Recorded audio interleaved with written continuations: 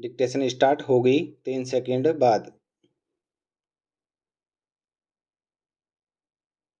Start. किसी भी राज्य में चुनाव से पहले एक अधिसूचना जारी की जाती है।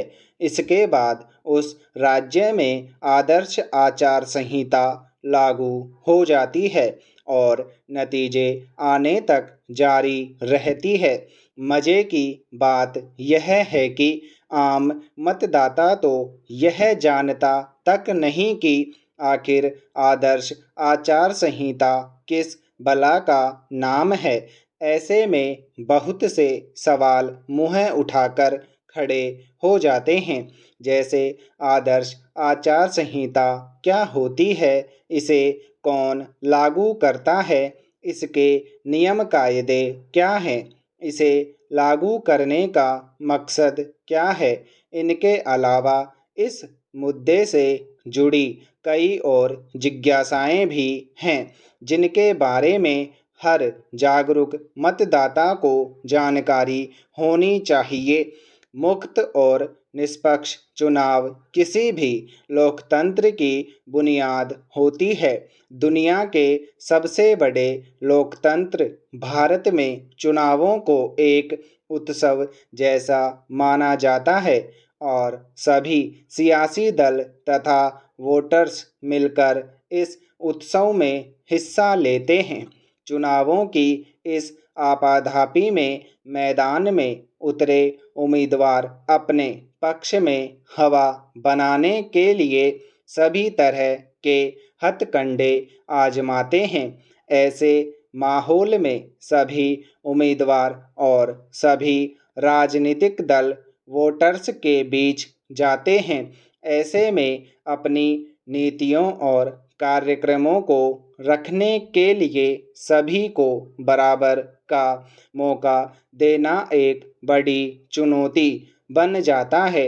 लेकिन आदर्श आचार संहिता इस चुनौती को कुछ हद तक कम करती है। चुनाव की तारीख का ऐलान होते ही यह लागू हो जाती है और नतीजे आने तक जारी रहती है। दरअसल ये वो दिशा निर्देश हैं जिन्हें सभी राजनीतिक पार्टियों को मानना होता है। इनका मकसद चुनाव प्रचार अभियान को निष्पक्ष एवं साफ सुथरा बनाना और सत्ताधारी राजनीतिक दलों को गलत फायदा उठाने से रोकना है। साथ ही सरकारी मशीनरी का दुरुपयोग रोकना भी आदर्श आचार संहिता के मकसदों में शामिल है। आदर्श आचार संहिता को राजनीतिक दलों और चुनाव लड़ने वाले उम्मीदवारों के लिए आचरण एवं व्यवहार का पैरामीटर माना जाता है। दिलचस्प बात यह है कि आदर्श आचार संहिता किसी कानून के तहत नहीं बनी है। यह सभी राजनीतिक दलों की सहमति से बनी और विकसित हुई है। सबसे पहले 1960 में केरल विधानसभा चुनाव के दौरान आदर्श आचार संहिता के तहत बताया गया कि क्या करें और क्या न करें। 1962 के लोकसभा आम चुनाव में पहली बार चुनाव आयोग ने इस संहिता को सभी मान्यता प्राप्त राजनीतिक दलों में वितरित किया। इसके बाद 1967 के लोकसभा और विधानसभा के चुनावों में पहली बार राज्य सरकारों से आग्रह किया गया कि वे राजनीतिक दलों से इसका अनुपालन करने को कहें और कमोबेश ऐसा हुआ भी। इसके बाद से लगभग सभी चुनावों में आदर्श आचार संहिता का पालन कमोबेश होता रहा है। गौरतलब यह भी है कि चुनाव आयोग समय समय पर आदर्श आचार संहिता को लेकर राजनीतिक दलों से चर्चा करता रहता है ताकि इसमें सुधार की प्रक्रिया बराबर चलती रहे। एक जमाना था जब चुनावों के दौरान दीवारें पोस्टरों से पट जाया करती थीं। लाउड स्पीकर्स का कान फोड़ू शोर थमने का नाम ही नहीं लेता था। दबंग उम्मीदवार धन बल के जोर पर चुनाव जीतने के लिए कुछ भी करने को तैयार रहते थे। चुनावी वैतरणी पार करने के लिए साम दाम दंड भेद का सहारा खुलकर लिया जाता था। बूथ कैप्चरिंग करने और बैलेट बॉक्स लूट लेने जैसी घटनाएं भी आम थीं। सैकड़ों की संख्या में लोग चुनावी हिंसा के दौरान हताहत होते थे। तब चुनावों में शराब और रुपये बांटने का खुला खेल चलता था।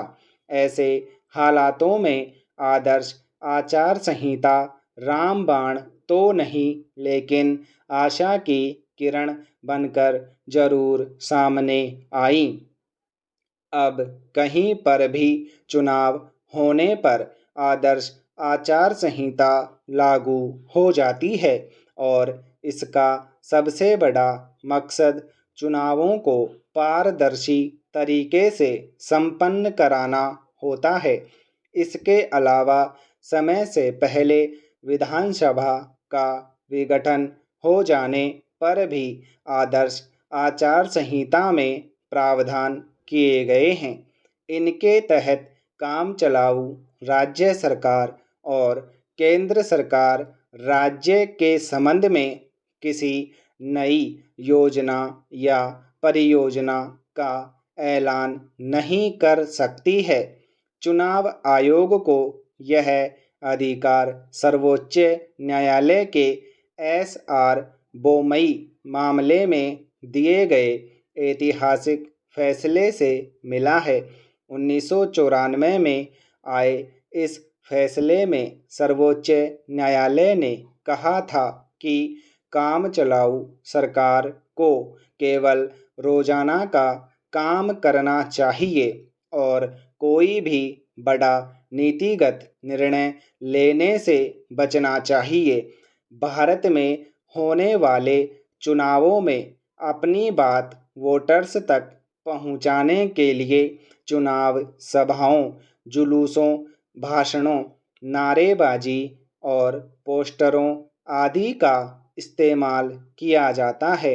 इसी के मद्देनज़र आदर्श आचार संहिता के तहत क्या करें और क्या न करें की एक लंबी चौड़ी फहरिस्त है, लेकिन हम बात उन्हीं मुद्दों पर करेंगे जो आदर्श आचार संहिता को इतना अहम बना देते हैं। वर्तमान में प्रचलित आदर्श आचार संहिता में राजनीतिक दलों और उम्मीदवारों के सामान्य आचरण के लिए दिशा निर्देश दिए गए हैं।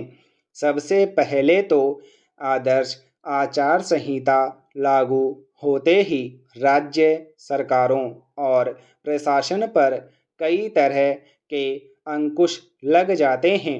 सरकारी कर्मचारी चुनाव प्रक्रिया पूरी होने तक निर्वाचन आयोग के तहत आ जाते हैं। आदर्श आचार संहिता में रूलिंग पार्टी के लिए कुछ खास गाइडलाइंस दी गई हैं। इनमें सरकारी मशीनरी और सुविधाओं का उपयोग चुनाव के लिए न करने और मंत्रियों तथा अन्य अधिकारियों द्वारा अनुदानों, नई योजनाओं आदि का ऐलान करने की मनाही है। मंत्रियों तथा सरकारी पदों पर तैनात लोगों को सरकारी दौरे में चुनाव प्रचार करने की इजाज़त भी नहीं होती। सरकारी पैसे का इस्तेमाल कर विज्ञापन जारी नहीं किए जा सकते हैं।